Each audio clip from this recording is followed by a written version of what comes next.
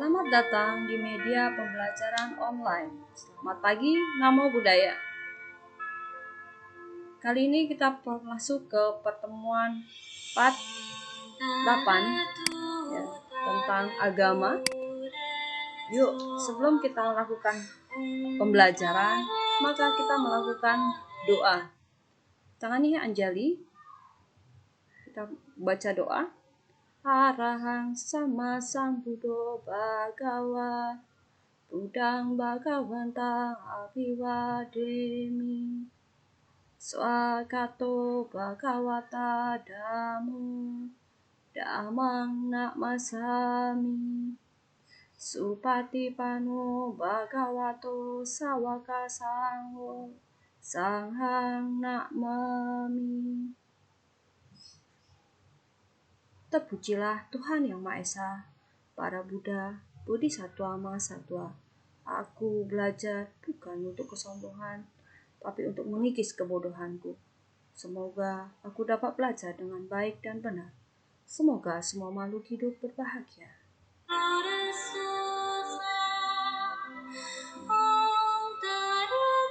Yuk kita duduk hening, ya. Duduk hening, duduk dengan rileks, mata terpejam. Perhatikan nafas masuk kamu, ya, sadari dalam hati. Nafas masuk, saya tahu, saya bernafas masuk. Nafas keluar, saya tahu, saya bernafas keluar. Masuk, keluar. Nafas masuk, saya tenang. Nafas keluar, damai. Tenang, damai.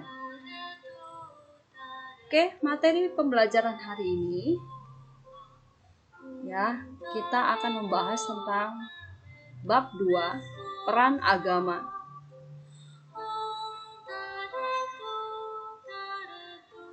Tujuan pembelajaran,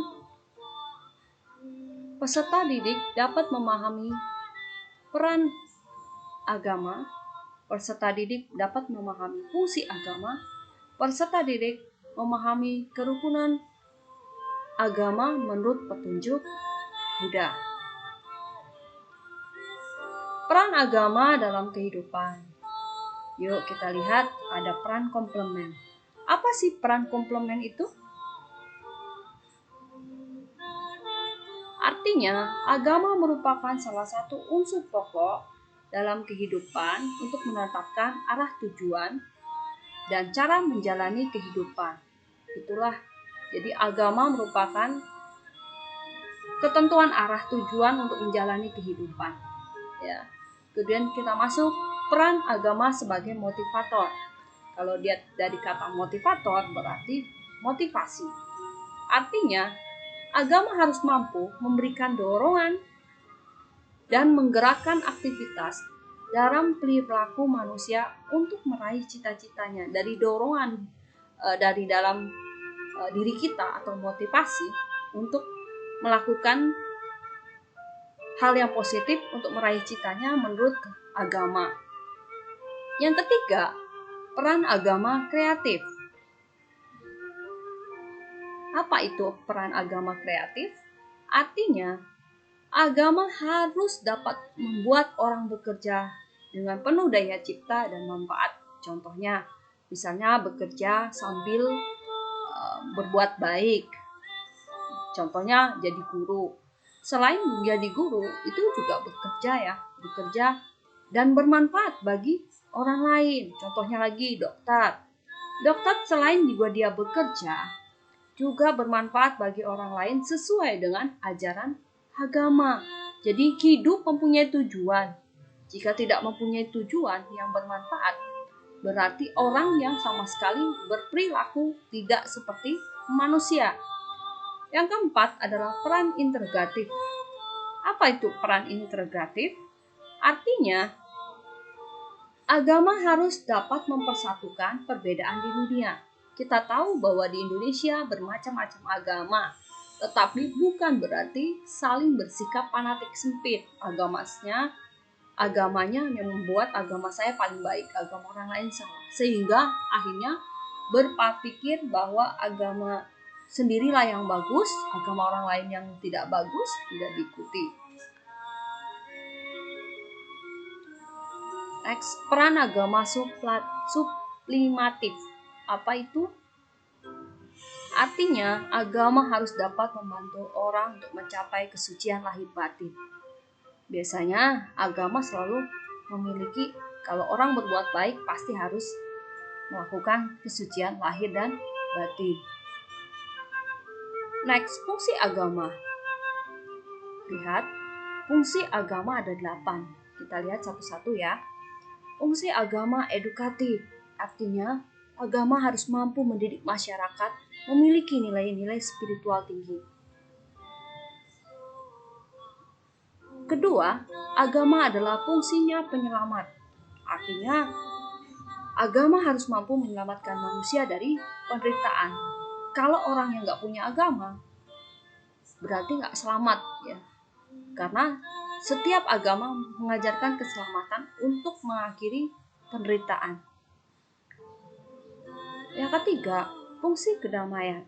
Artinya, agama harus mampu membuat masyarakat memiliki rasa damai dari kesalahan, dosa yang dibuat melalui tuntunannya. Contohnya, menjalankan perintahnya dan menjauhi larangannya. Itu dalam konsep agama Islam.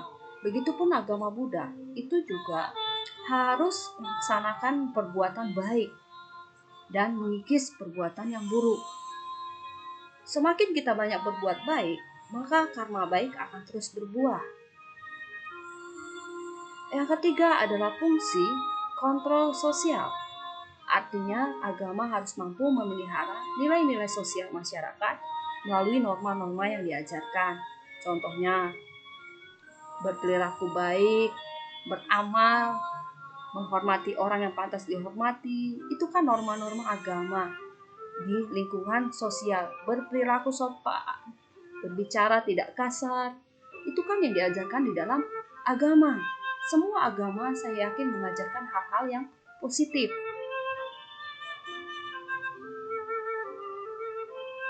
Yang kelima adalah fungsi memupuk rasa solidaritas.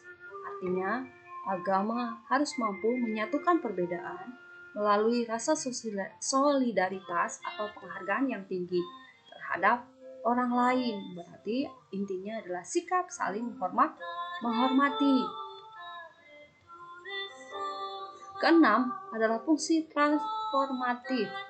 Artinya, agama harus mampu mengubah kepribadian dan perilaku manusia yang buruk menjadi baik. Karena agama mengajarkan hal-hal yang baik. Ada agama aja manusia masih kurang baik, apalagi nggak ada agama. 7. Fungsi kreatif. Artinya, agama harus mampu mendorong umat menjadi produktif, baik diri sendiri maupun di lingkungannya. Yang kedelapan adalah fungsi sublimatif, artinya agama harus mampu mensucikan kehidupan manusia. Kalau menurut agama Buddha yaitu menghancurkan loba, dosa, dan moha. Selama kita masih memiliki sifat negatif yang kita punya, kita tidak bisa terhindar dari keserakahan, kebencian, dan kebodohan. Upaya pemerintah Indonesia dalam menciptakan kerukunan hidup umat beragama ada 3 poin, yaitu kerukunan intern umat beragama. Intern itu adalah di dalam, kemudian kerukunan antar umat beragama, dan kerukunan umat beragama dengan pemerintah. Kerukunan hidup umat beragama. Agama Buddha adalah agama yang membuktikan sebagai agama yang telah berhasil membina kerukunan hidup umat beragama. Dengan buktinya sebagai berikut. Buddha selalu mengajarkan untuk mempertimbangkan setiap keputusan sebelum memeluk agama Buddha. Jika sudah menjadi agama Buddha, harus tetap menghormati, memberi bantuan kepada agama yang ditinggalkan. Contoh kasus ini, kenapa Buddha tidak mengizinkan masuk menjadi agama Buddha atau mempertimbangkan menjadi pemeluk agama Buddha. Buddha selalu berkata, jangan hanya percaya berdasarkan tradisi, Jangan hanya percaya berdasarkan kitab suci. Jangan hanya percaya berdasarkan desas-desus orang lain, atau jangan hanya percaya berdasarkan pemikiran orang lain, tetapi harus benar-benar dilihat dan dibuktikan kebenarannya. Baru percaya untuk memeluk agama Buddha atau yang disebut dengan Ehipassiko. Datang, lihat, dan buktikan. Yang kedua, itu maklumat Raja Asoka. Maklumat Raja Asoka tentang anjuran memelihara kerukunan umat beragama melalui toleransi. Maklumat tersebut dengan berbunyi, jangan memuji agama diri sendiri atau merendahkan agama orang lain. Karena dengan demikian hanya merendahkan agama sendiri. Jadi nggak boleh merendahkan agama orang lain ya. Kalau merendahkan agama orang lain berarti merendahkan agama sendiri. Di Indonesia telah terjadi kerukunan umat beragama pada masa Kerajaan Majapahit. Sebelumnya kita udah bahas kan di bab 1 yaitu Kerajaan Sriwijaya dan Majapahit, di mana agama Hindu, Buddha dari semboyannya yang dikenal dengan Bhinneka Tunggal Ika, Tadhana Dharma Madhva itu dari Sutasoma. Hingga sekarang agama Buddha tidak pernah terlibat konflik antar agama maupun melakukan kekerasan atau perang atas nama agama. Walaupun agama Buddha banyak aliran-aliran yang bahkan aliran yang berlabelkan Buddha sebenarnya bukan Buddha. Agama Buddha tidak mempermasalahkan hal itu. Ya, sehingga agama Buddha balik lagi kita tentang karma. Kerukunan hidup umat beragama akan terbina bila umat agama mampu tidak memaksa kehendak atau keyakinan kepada orang lain. Jadi jangan maksa kehendak orang lain ya. Kalau dia memang beragama A, ya hormatilah agama A. Dan saya beragama B, biarkan kita berjalan saling menghormati dan saling menghargai. Kedua, bekerja sama dengan gotong royong untuk mengerjakan sesuatu untuk kepentingan bersama. Kita beda-beda agama tapi kita hidup bersosialisasi. Kita gotong royong, saling bantu untuk kepentingan bersama. Contohnya kerja bakti, itu kan untuk bersama. Membuat jembatan, itu juga untuk kepentingan bersama tanpa ada label ini agama A, ini agama B. Tidak membedakan antar umat dalam agama dan keyakinan yang dianutnya. Jadi ketika melihat ada yang bakar kertas, kemudian ada yang sembahyang pasang hiyo atau juga mau sembahyang dengan menggunakan yang lain, itu kita hargai. Karena apa? Karena itu adalah tradisi dan budaya mereka, agama mereka. Jadi jangan bersikap fanatik, oh agama ini begini, oh agama itu begini. Jadi akhirnya malah berpikir yang negatif, menganggap bahwa agama dia sendiri yang paling benar. Kemudian memberikan kesempatan sepenuhnya kepada orang lain untuk menjalankan ibadah. Kalau mereka puasa ya diberikan kesempatan. Jangan meremehkan orang lain atau paling tidak menghargai. Jangan makan di depan orang yang sedang puasa. Menghormati orang lain yang sedang menjalankan ibadahnya. Saling menghormati perayaan hari besar agama orang lain, contohnya memberikan ucapan selamat, misalnya selamat apa? Selamat Waisak, selamat Idul Fitri, selamat bulan puasa, merayakan ibadah puasa, selamat Idul Adha. Itu kan kita saling menghargai dan memberikan ucapan selamat hari Natal dan lain-lain. Petunjuk Buddha tentang cara memelihara kerukunan, terdapat 6 faktor yang membawa keharmonisan yang disebut dengan Saraniya Dhamma, yaitu cinta kasih yang diwujudkan dalam perbuatan, cinta kasih yang diwujudkan dalam ucapan, cinta kasih yang diwujudkan dengan pikiran. Jadi ini satu set ya, pikiran, ucapan, dan perbuatan. Ketika kita berpikir yang baik, tentu semua perbuatan dan ucapan akan sejalan.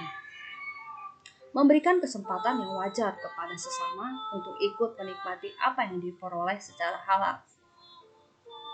menjalankan kehidupan bermoral di depan umum atau tidak. Hidup harmonis dan tidak bertengkar karena berbeda pendapat baik di depan umum atau tidak.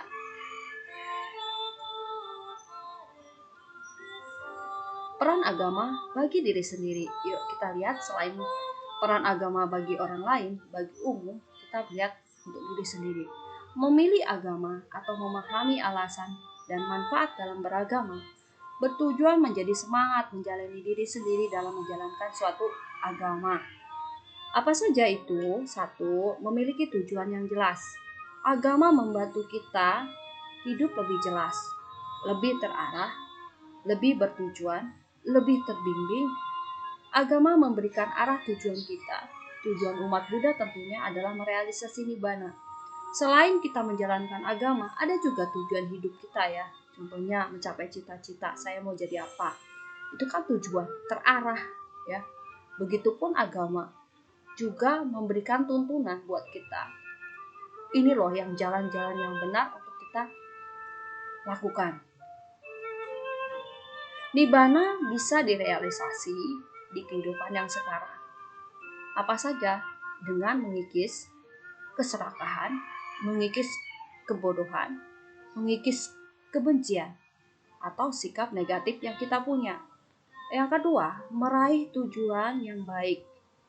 Orang harus memiliki keyakinan akan ajaran agamanya. Contohnya, saya keyakinan kepada Buddha Dhamma. Walaupun nanti endingnya kita akan bahas di part selanjutnya, itu di sesi terakhir untuk semester, yaitu Triratna. Ya, keyakinan umat Buddha kepada Triratna, Buddha, Dhamma, dan Sangha. Bukan hanya kita hanya menyebutkan nama Buddha, Dhamma, Sangha, tetapi kita tahu arti dari Buddha, Dhamma, Sangha itu tersebut. Nah, kemudian meraih cita-cita dengan baik, dengan jujur, dengan usaha yang baik. Yang ketiga, melindungi diri sendiri dari kesulitan. Memahami Dhamma dengan baik akan membantu kita tidak mudah menderita meski kita menghadapi hal yang sulit. Kenapa? Karena kita ada agama. Oh gini loh, dalam agama Buddha. Kenapa kita menderita? Karena adalah hasil dari perbuatan kita. Kita yang tahu sebab penderitaan dan kita tahu bagaimana cara mengakhiri penderitaan. Yang keempat, menjadikan diri sendiri lebih diterima oleh masyarakat. Kalau kita bermoral baik, dimanapun kita berada, kita tidak akan pernah jelek di mata orang lain. Karena kita selalu bersikap baik. Menjalani sikap yang baik sesuai agama akan disenangi oleh masyarakat. Yang tadi saya bilang, kita terus bersikap baik dimanapun kita berada, kita diterima. Yang kelima, mempertemukan dalam komunitas yang baik. Orang yang menjalankan dengan baik, bersikap baik, tentu memilih teman yang baik. Ini mengkondisikan, saling mengkondisikan. Ketika orang berbuat baik, dimanapun kita berkumpul, dengan kondisi teman-teman yang baik yang saling mendukung. Peran agama dalam masyarakat itu juga ada kerukunan internal umat beragama, kerukunan antar umat beragama, dan ajaran Buddha dan toleransi.